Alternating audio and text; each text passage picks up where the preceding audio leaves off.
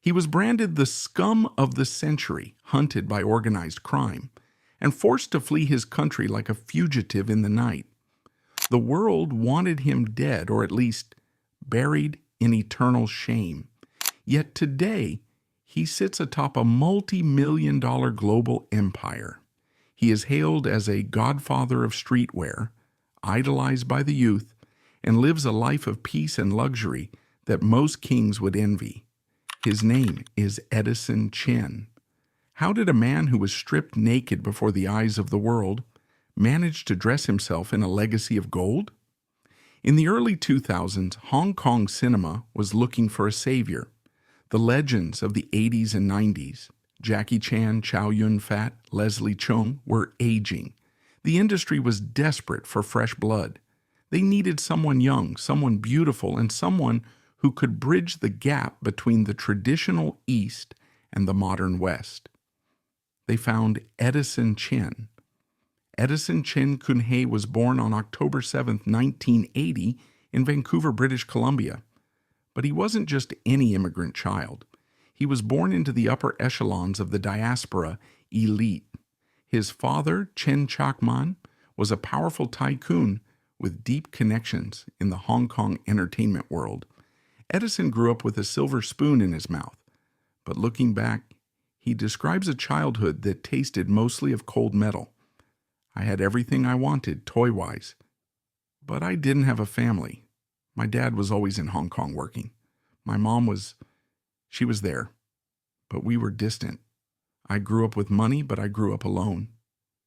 He was what sociologists call a parachute kid, children sent by wealthy Asian parents to live in North America for education and citizenship, while the parents remained in Asia to conduct business.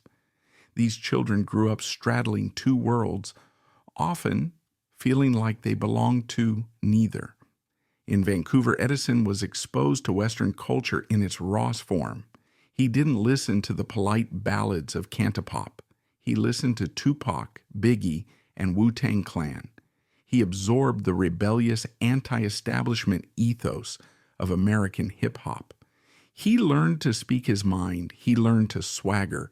He learned that respect was something you took, not something you were given. When he returned to Hong Kong as a teenager, he was an alien species. He spoke Cantonese with a heavy accent. He walked with a bounce in his step that the local kids didn't have. He was arrogant. He was brash. And the camera absolutely loved him. His entry into the entertainment industry wasn't a struggle. It was a coronation. In 1999, while drinking at a club in Lan Kwai Fong, he was spotted by a talent scout. He didn't have to audition. He didn't have to train for years in a sweaty dance studio. His father's connections opened the door, and his face did the rest. He was signed to Emperor Entertainment Group, the most powerful talent agency in Hong Kong. They looked at Edison and saw gold. They saw the successor to Andy Lau. They saw the prince. But there was a problem. The Hong Kong Idol machine was designed to produce obedient, polite, and sanitized stars. They wanted their male idols to be gentle gentlemen who sang love songs and respected their elders. Edison Chen was none of those things. He hated the script. He hated the fake smiles. He openly mocked the Cantopop industry, calling it boring and repetitive. He fought with his managers. He demanded to make hip-hop music in a city that only wanted ballads. And yet the more he rebelled, the more the public loved him. Why? Because he was real. In a sea of plastic mannequins, Edison Chen was flesh and blood. He was the bad boy that every girl wanted to save and every boy wanted to be. He was dangerous. By 2006, he had conquered Asia. He starred in the critically acclaimed Infernal Affairs 2. He launched his own fashion label, CLOT, which brought street culture to the luxury malls of Hong Kong. He was the face of Pepsi, Levi's, and Samsung. And then Hollywood called. He was cast in The Grudge 2. He secured a role in Christopher Nolan's masterpiece, The Dark Knight. He was on the verge of the crossover dream, becoming a global superstar who could stand shoulder to shoulder with Christian Bale. At 27 years old, Edison Chen was flying higher than any star in his generation. He was rich, he was famous, and he was invincible. But the Greek tragedies tell us that it is exactly at the moment of greatest hubris that the gods strike. To understand why the 2008 scandal was a nuclear event, we cannot just look at Edison.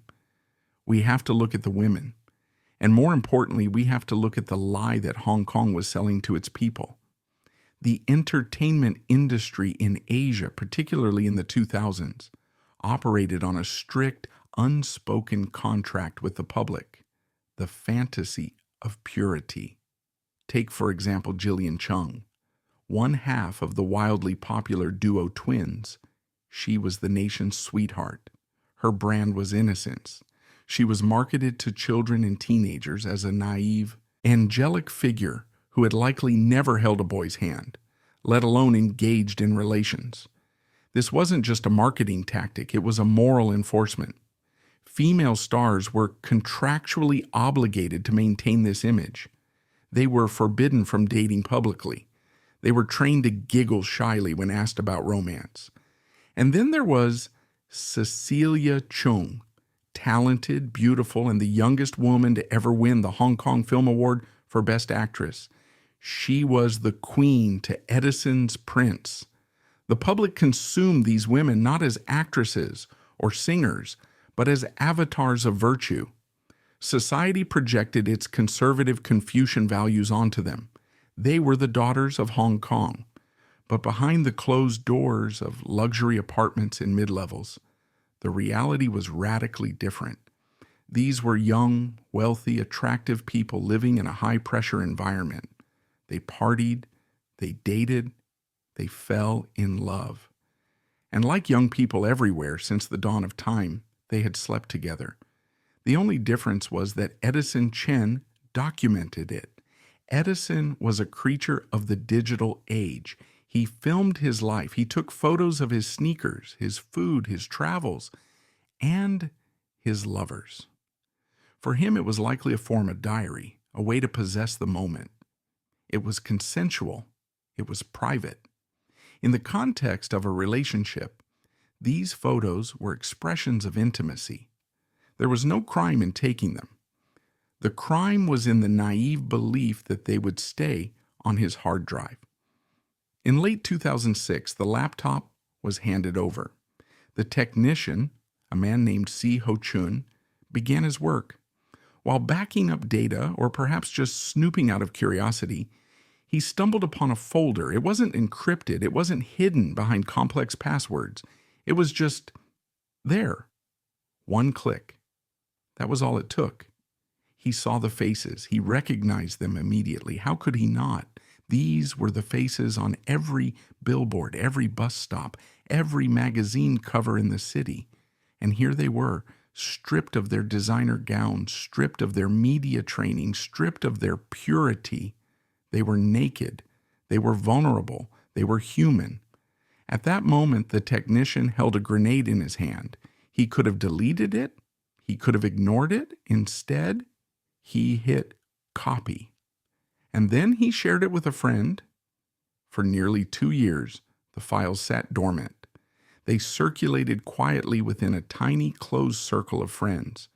A digital secret shared in hushed tones. You won't believe what I have. It was a ticking time bomb, counting down the seconds until the inevitable explosion. Edison Chen went about his life, filming movies, flying to Hollywood, completely unaware that the sword of Damocles was hanging by a thread above his neck. 2007 passed. The secret held. But secrets are like water. They always find a crack. January 27th, 2008. It was a Sunday. The internet forums of Hong Kong, places like the HK Golden Forum, were buzzing with the usual chatter about video games and football. And then, at 8:30 p.m., a user with the handle Kira made a post. There was no text, Just a single image. The first stone had been thrown. The glass house was about to shatter. In the history of every disaster, there is a moment of denial. When the Titanic hit the iceberg, the passengers in the first-class dining hall didn't scream. They felt a shudder, noticed their drinks tremble, and then went back to their conversations. They couldn't conceive that the unsinkable ship was already dying. On the morning of January 28, 2008, Hong Kong was in that dining hall. The first photo had leaked the night before. It was a single grainy image allegedly showing Edison Chen and Cheung in bed, but the city didn't panic. Not yet. It's fake, obviously. People do this all the time with Photoshop. Someone just pasted her head on another body. It's a prank. Photoshop? That was the shield. The fans, the media, and even the entertainment agencies clung to this word like a life raft. Emperor Entertainment Group, the powerhouse agency behind Cheung, immediately issued a statement. They called the image a malicious collage. They threatened to sue anyone who distributed it. They declared with absolute certainty that their star was innocent. It was a bold gamble. They were betting that the leaker was a bluffing teenager with crude editing skills. They were wrong. The leaker wasn't bluffing. He was playing a game, and he was just getting started. The leaker adopted the persona of Kira, the vigilante protagonist from the anime Death Note who judges the wicked from the shadows. This wasn't accidental. It was a statement. By choosing this name, the leaker was positioning himself not as a criminal, but as an agent of chaos, a revealer of truths. On the afternoon of January 28th, the internet refreshed, and the world changed. Kira didn't just post another photo, he posted a sequence. High resolution, different angles. The metadata, the digital DNA of the files, was intact. It showed the camera model, it showed the dates. The Photoshop defense evaporated instantly. These weren't fakes, these were raw, unfiltered windows into the private bedroom of the most famous people in Asia. The internet in Hong Kong began to melt down. You have to remember the era.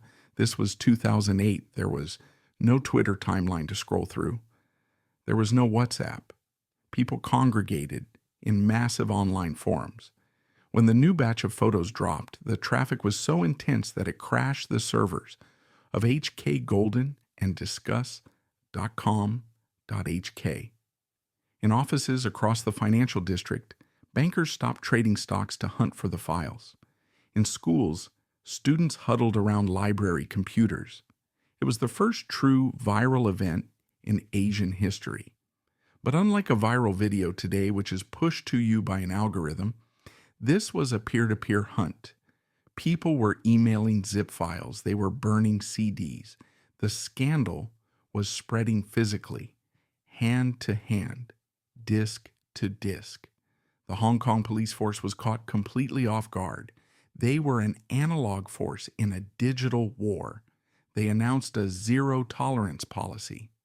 The commissioner of police, Tang King-shing, famously warned the public that even possessing the photos could be a crime. It was a tactical error. By threatening the public, the police turned the scandal into a rebellion. Catch me if you can. The more you ban it, the more we watch. Kira is a hero. He is exposing the hypocrisy. The leaker, Kira, saw the police challenge and accepted it. It became a cat and mouse game played out in real time. The police would shut down a thread. Kira would upload to a server in the United States. The police would contact the U.S. host. Kira would move to a Russian server. With every attempt to silence him, Kira released more, and the targets began to widen. First, it was Cheung, the girl next door.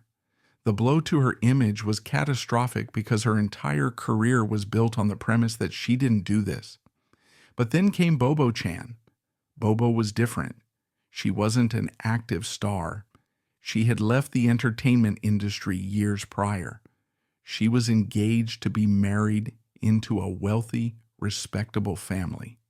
She had moved on. She was a private citizen. When her photos leaked, it wasn't just a career scandal, it was a destruction of her personal life. Her engagement was reportedly called off. Her privacy was violated not for profit, but for sport.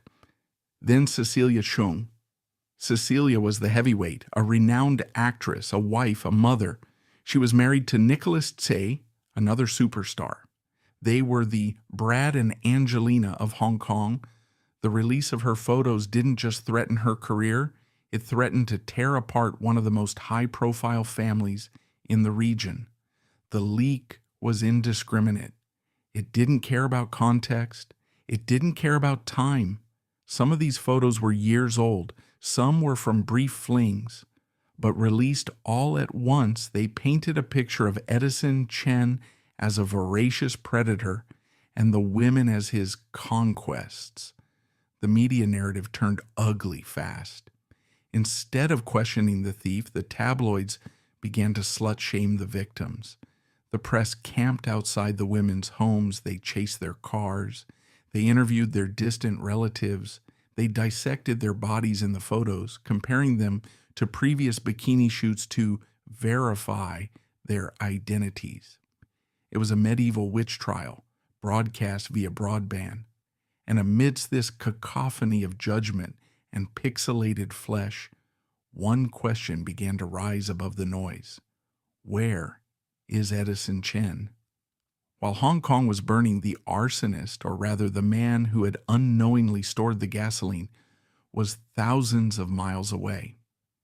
When the first photos leaked, Edison was in the United States. He was reportedly visiting family in Vancouver and handling business in Los Angeles. Initially, his camp went silent. They too hoped it would blow over. But by January 30th, the reality set in. This wasn't blowing over. It was a hurricane. Edison later described this period as a descent into paranoia. He wasn't just worried about his reputation. He was worried about his life. Rumors began to circulate in the Hong Kong underworld. Some of the women involved were rumored to have connections to Triad figures, powerful, organized crime bosses who did not take kindly to their goddesses being humiliated publicly. A black order was rumored to have been issued, the bounty for Edison's hand. Edison was trapped. He couldn't go back to Hong Kong. It was too dangerous. He couldn't stay silent. The public anger was boiling over. He was watching his entire existence be dismantled via a laptop screen in a hotel room in Boston. His friends stopped calling. His sponsors, Pepsi, Levi's, Standard Chartered Bank, began to pull their contracts. Millions of dollars in endorsements vanished overnight. The movie studios erased his name from upcoming projects. He was radioactive. Back in Hong Kong, the police were desperate. They had arrested a few people connected to the initial distribution, but they couldn't find Kira. They couldn't stop the flow. Every day, a new folder. Every day, a new victim. Every day, the moral panic deepened. The scandal coincided with the Lunar New Year, the most important holiday in the Chinese calendar. Usually, this is a time for families to gather, eat dumplings, and exchange red envelopes. But in 2008, the topic at every dinner table, from the poorest public housing estates to the richest mansions on the Peak, was the same. Grandmothers were asking about it. Teenagers were sharing files under the table. The scandal had permeated the cultural DNA of the city. It forced uncomfortable conversations between parents and children about intimacy, about privacy, about technology. The glass house of the idol industry hadn't just cracked. It had been smashed into a million pieces. The illusion that these stars were pure and untouched was gone. The public felt betrayed, not because the stars were intimate, but because the stars had lied about who they were. And the anger needed a focal point. Since the women were seen as ruined victims, The rage turned toward the man who had taken the photos. Edison Chen became the most hated man in Asia. Finally, on February 4th, Edison broke his silence. He released a pre-recorded video message from an undisclosed location. I would like to apologize to all the people that have been affected by this strange ordeal. I call upon all people to help the victims of this. Stop circulating the photos. Stop it now. Stop it now. It was a plea. It was a beg. But on the internet, asking people to stop is like asking the tide not to come in. Kira responded to the apology not with mercy, but with a deluge, the biggest leak yet. Hundreds of photos dumped in a single night. The message was clear. You cannot control this. You do not own your image anymore. We do. The digital guillotine had fallen, and the execution was being live-streamed. By the second week of February 2008, the Edison Chen scandal had mutated. It was no longer just an entertainment story. It had become a full-blown civil crisis. The Hong Kong police force, one of the most efficient and respected law enforcement bodies in Asia, found themselves fighting a war they did not understand. They were trained to fight triads, drug dealers, and violent criminals. They knew how to clear streets and raid warehouses, but how do you arrest a JPEG? How do you handcuff a file that is being copied onto 1,000 hard drives every second? From frantic teenagers in Mongkok to curious university students in Sydney, the police were flailing, and in their desperation to stop the bleeding, they made a mistake that would turn the public against them. Pressure was mounting from the top. The victims were high-profile figures with connections to the business elite. The message from the establishment was clear: make this stop. So the police cast a wide net, too wide. On roughly February 2nd, the police announced an arrest. They had tracked down a suspect. The media swarmed. Was this Kira? Was this the mastermind? The man in handcuffs was Cheung Tin. He wasn't a hacker. He wasn't a thief. He was just a regular guy who had downloaded one of the photos and reposted it on a forum. The police charged him with publishing obscene articles. They denied him bail. He was thrown into a remand center for weeks. It was a show of force intended to scare the public. Look what happens if you click share. But instead of fear, the arrest sparked outrage. The Hong Kong public, who had initially been consuming the photos as gossip, suddenly saw a different narrative. Here was the police force, using massive resources to protect the privacy of a wealthy playboy and his celebrity girlfriends, while throwing a working-class citizen in jail for doing what thousands of others had done. The scandal became a class war. The netizens rallied. They saw the police action as an attack on internet freedom. They argued, if Edison Chen took the photos, isn't he the producer of obscenity? Why aren't you arresting him? Kira, the mysterious leaker, fed off this energy. He was no longer just a leaker. To the angry mob, he was a whistleblower, exposing the decadence of the elite. Every time the police issued a warning, Kira released more photos. The police had lost control of the narrative. And while the streets were angry, the victims were breaking. Jillian Cheung was the first to face the firing squad. As one half of twins, her image was the most commercially valuable and therefore the most damaged. Her agency, EEG, decided she needed to speak. They needed to stop the bleeding of canceled contracts and pulled advertisements. It was a cold calculation, but it resulted in one of the most infamous press conferences in Asian pop culture history. I admit that I was very naive and very silly in the past, but I have grown up now. Very naive, very silly. Those 4 words would haunt her for the next decade. The public didn't hear an apology, they heard an excuse. They saw a woman who was still trying to play the role of the innocent child even after the curtain had been pulled back. The backlash was immediate and cruel. The public mocked her. They made remixes of her speech. They called her a hypocrite. Instead of sympathy, she received scorn. Why? Because the public felt they had been sold a lie. They had bought the albums, the tickets, the merchandise, believing in the virgin idol persona. When that persona shattered, they didn't blame the system that created it. They blamed the woman who performed it. Jillian Cheung retreated into a deep depression. Her partner, Charlene Choi, had to carry on the group alone. The twins, culturally, were dead. And all the while, the man at the center of the storm was still missing. While the internet burned, the police finally found a real lead. They traced the digital footprint back to the source. Not Kira, the distributor, but the origin, the thief. They raided the Elite Multimedia computer shop in Central. They arrested a 23-year-old technician named Si Ho Chun. She Ho Chun wasn't a criminal mastermind. He wasn't a spy. He was just a guy who was bored at work. The investigation revealed the banality of the crime. Edison had brought his laptop in for repairs in late 2006. He had deleted the files, but he hadn't wiped the drive. C, curious, ran a simple data recovery program. He found the files. He showed them to a colleague. He burned them onto a disk. He gave a copy to a friend as a gift. That was it. There was no grand conspiracy, no corporate espionage, just a moment of voyeuristic curiosity and a lack of ethics.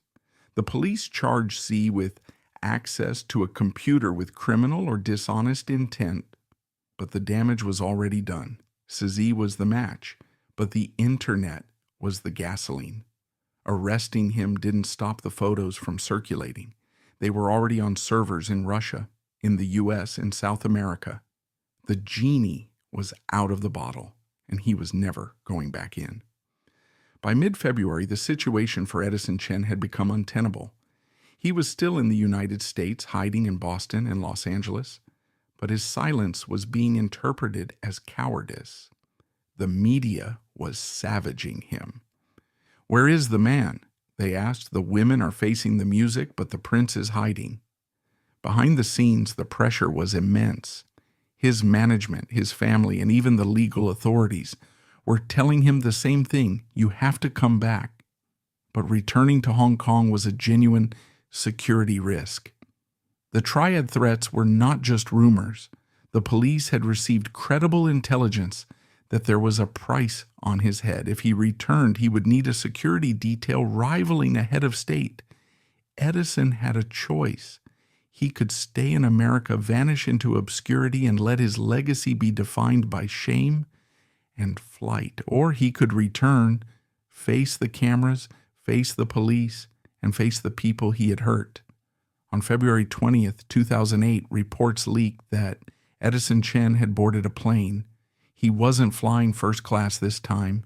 He was flying into a war zone. The Hong Kong International Airport prepared for his arrival. Hundreds of journalists camped out at the arrival hall.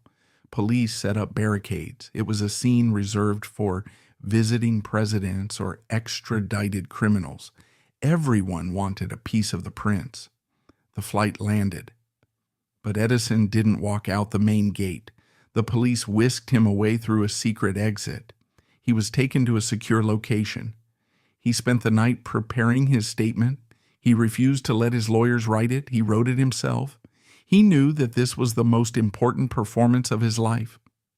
The next morning, February 21st, 2008, the Kowloon Bay International Trade and Exhibition Center. The room was packed, 500 journalists from around the world, CNN, BBC, CCTV. The air was thick with humidity and anticipation. The chatter in the room stopped instantly as a side door opened. Edison Chen walked out. He wore a simple gray suit, no tie. His hair was unstyled. He walked to the podium, placed a single piece of paper down, and looked up. He didn't look like a prince anymore. He looked like a penitent.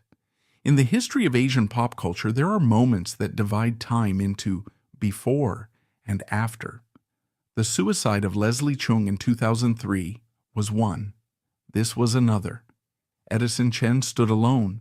There were no lawyers flanking him, no PR managers whispering in his ear. He had refused their scripts. He knew that any attempt to spin this story would be torn apart by a public that was baying for blood. He took a breath. He didn't speak in Cantonese, the language of the people he had offended. He spoke in English, his mother tongue, the language of his truth. I hope that after today I can have your forgiveness. I know that many people in Hong Kong have been saddened and pained by this. I offer my apology to them. The room was silent. You could hear the hum of the air conditioning. He didn't make excuses. He didn't claim he was hacked by a sophisticated syndicate. He admitted the photos were his, and then he dropped the hammer. I've decided to do this to give an opportunity for the healing for myself and for some of the ones involved. I will be away from Hong Kong entertainment indefinitely. There is no time frame. Indefinitely. In the entertainment industry, retirement is usually a marketing stunt. Stars retire and come back 2 years later with a comeback tour. But looking at Edison's eyes in that moment, everyone knew this was different. This was a funeral. He was burying his own career to save what was left of the women's reputations. He was offering himself up as the sacrifice. He spoke for 6 minutes and 30 seconds. He apologized to his parents. He apologized to the parents of the victims. And then he turned, walked off the stage, and vanished back into the shadows. He didn't take a single question. The public thought Edison Chen got on a plane and fled back to America immediately after the press conference. They thought he was sipping champagne in Los Angeles while Hong Kong burned. They were wrong. For the next 10 days, Edison Chen was a prisoner. Because of the credible death threats from the Triads, the Hong Kong police force placed him in a safe house on the Peak. It was a golden cage. He was surrounded by 24-hour police protection. He couldn't go outside. He couldn't stand near the windows. Inside that apartment, the prince was reduced to a witness. Day after day, detectives grilled him. They needed to confirm the identity of every person in the photos to build their case against the distributor. They needed to know, did you send these to anyone? Did you sell them? It was a humiliating process. He had to walk strangers through the most intimate moments of his life, frame by frame. He had to catalog his own destruction. I was in that house for weeks. I didn't know if I was ever going to leave. I felt like I was the criminal, but I had to do it. I had to help them catch the guy. While he sat in that room, the city below was changing. The public anger began to shift. The witch hunt energy started to dissipate, replaced by a strange collective hangover. The photos were still out there, but the thrill was gone. Now there was just the wreckage. Finally, on February 28th, the police cleared him to leave. He was escorted to the airport in a convoy that looked like a presidential motorcade. He boarded a plane to the United States. As the wheels left the runway, he left behind his fame, his friends, and his identity. Edison Chen, the movie star, was dead. With Edison gone, the legal system needed a body. They needed someone to pay for the chaos. That person was Zi Ho-chun, the computer technician. His trial began later in 2009, but the investigation was the final act of the 2008 drama. The prosecution painted him as a malicious thief who violated the sacred trust of a client. The defense argued he was just a curious kid who made a stupid mistake, and that he never intended for the photos to go viral. The court was not in a forgiving mood. C was sentenced to 8 months and 15 days in prison. Was it justice or was it vengeance? Ho-chun stole data, yes. But the people who forwarded the emails, the netizens who hosted the servers, the millions who downloaded the files, they faced no consequences. C went to prison for the sins of the entire internet. He served his time and disappeared into anonymity. He is the ghost of this story, the man who pressed the button that blew up the world and then was forgotten. In the aftermath of Edison's departure, the Hong Kong entertainment industry revealed its true face, and it was ugly. The industry, which had profited for years from selling the sensuality of these stars, suddenly developed a moral conscience. The China State Administration of Radio, Film, and Television unofficially blacklisted the involved artists. Directors who had begged Edison to be in their movies suddenly claimed they never liked him. Brands erased him from their histories. But the treatment of the women was even worse. Cecilia Cheung, despite being a victim, saw her career freeze. Advertisers dropped her because she was no longer a wholesome mother figure. Jillian Cheung was toxic. She tried to make a comeback a year later, but the public ridiculed her. The industry that had forced her to play the virgin now punished her for not being one. It was a masterclass in hypocrisy. The same society that voraciously consumed the photos, that looked and zoomed and shared, was the same society that pointed the finger and screamed, "Shame!" While the women suffered in the spotlight, Edison suffered in the silence. He settled in Los Angeles. He was 28 years old. He had no income. His bank accounts in Hong Kong were frozen or drained by legal fees. He had to pay millions in compensation to advertisers for breach of contract. He was effectively bankrupt. He later said that for the first time in his life, he had to learn how to do his own laundry. He had to go to the grocery store. He had to drive his own car. The prince, who had assistants to tie his shoelaces, was gone. In America, nobody cared who he was. To the people of Los Angeles, he was just another Asian kid in a hoodie. I was angry. I was so angry at the world. I felt like I was the victim. Why me? Why did I have to lose everything? But in that anger, in that silence, I started to hear myself think. He spent days watching movies he used to star in, wondering if he would ever see his face on a big screen again. The answer for a long time was no.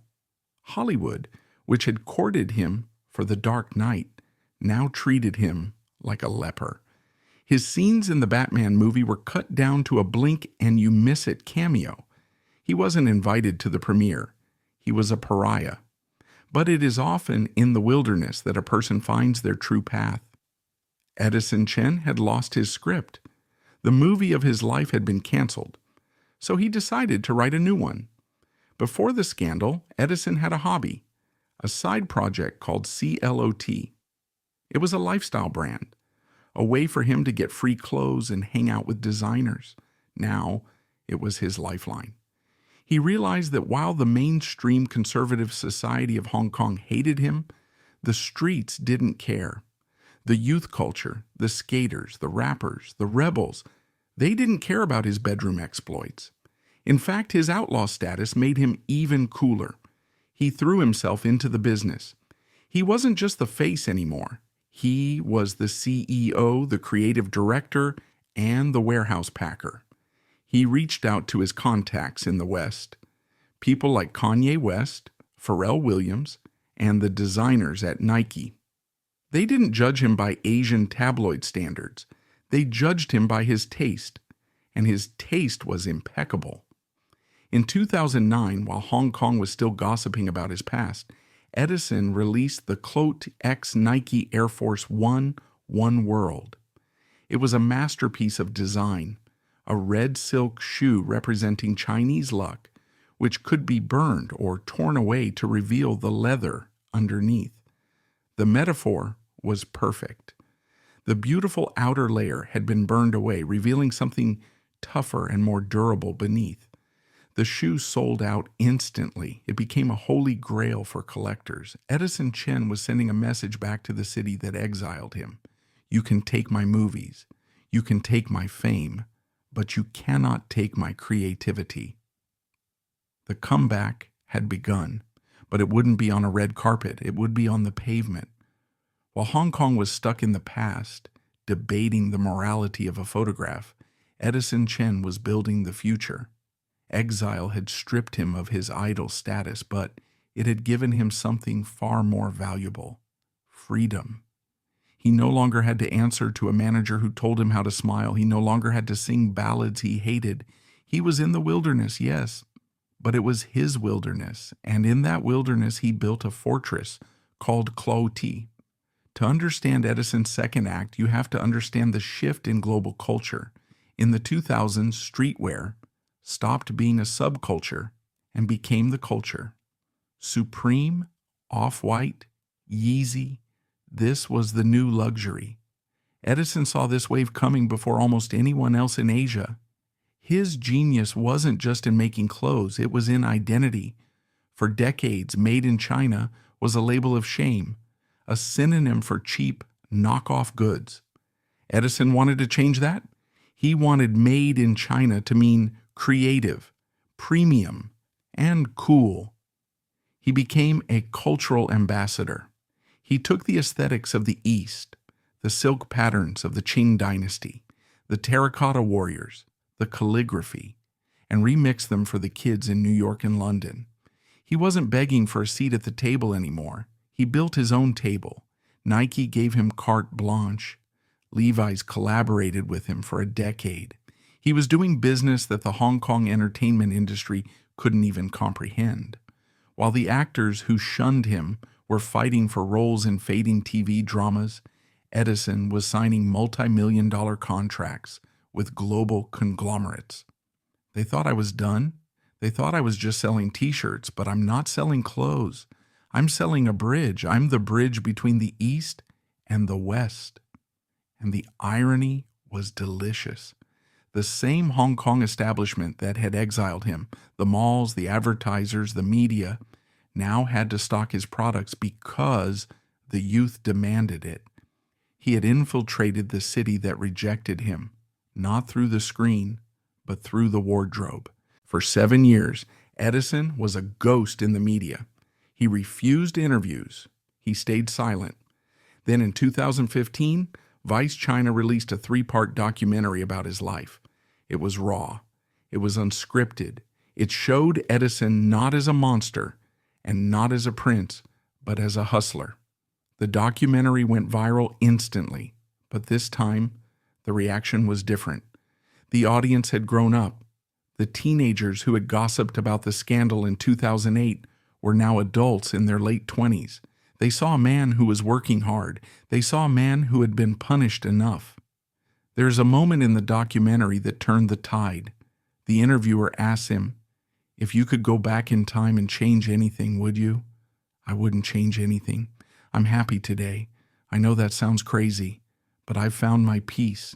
If I hadn't crashed, I wouldn't be who I am." That vulnerability struck a chord.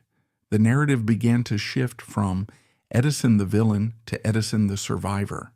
People started to realize that while the other stars involved in the scandal were still trapped by their clean images, paralyzed by the fear of another mistake, Edison was the only one who was truly free.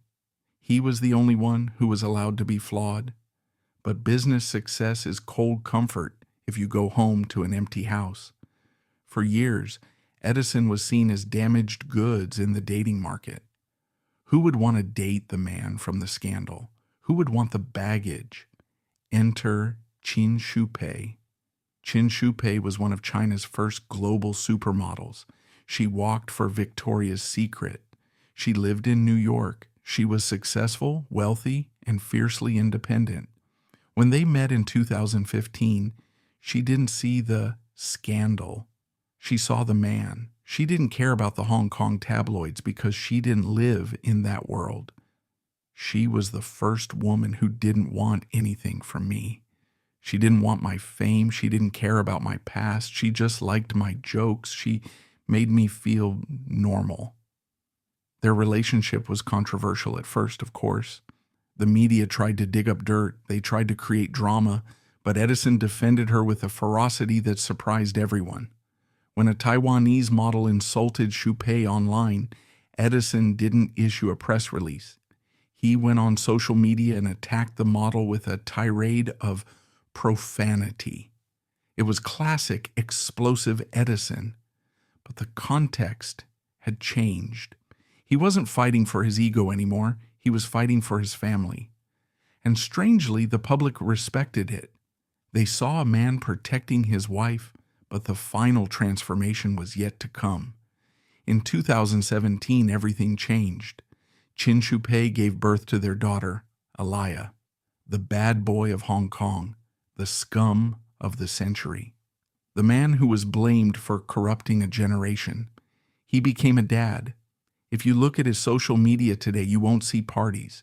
You won't see supercars. You will see a proud father bragging about his daughter's art projects. Fatherhood softened the edges that prison and exile couldn't smooth down. In interviews, Edison began to speak about legacy. Not the legacy of his movies, but the legacy of his character. I want to be a good father, that's it. I want her to know that her dad made mistakes, but he stood up. I want her to be proud of me. The transformation was complete. The prince had died in 2008. The outlaw had built an empire in the 2000s. And now the patriarch had emerged. But personal peace does not erase historical damage. While Edison built a new fortress in the West, the kingdom he left behind in the East lay in ruins. The scandal didn't just break a few careers. It broke the spine of the Hong Kong film industry. The golden generation was aging, and Edison was meant to be the bridge to the future. He was the heir apparent, the one with the charisma to carry Asian cinema into the 21st century. When he was exiled, that bridge collapsed. Investors grew timid, studios retreated to safe, conservative choices, and the dangerous, unpredictable edge that made Hong Kong cinema legendary began to fade. 15 years later, the industry is still searching for the next Edison Chen. They haven't found him. There was also a bitter truth that emerged from the wreckage, a lesson on the unequal weight of memory. Edison, as a man, was allowed to pivot to streetwear, where rebellion is a currency. But the women involved were not afforded the same luxury. For them, the photos became a permanent scar, a scarlet letter that society refused to let fade. It was a stark revelation of a double standard. A man's intimate past is a footnote, but a woman's is often written as the headline. Moreover, we eventually realized that Edison was not a villain, but a prophet. He was patient zero of the post-privacy world. In 2008, we thought he was careless. But after the massive iCloud leaks of Hollywood stars in 2014, the world finally understood. Our digital devices are not vaults. They are windows with thin curtains. Edison didn't destroy our culture. He merely exposed how fragile our privacy truly is.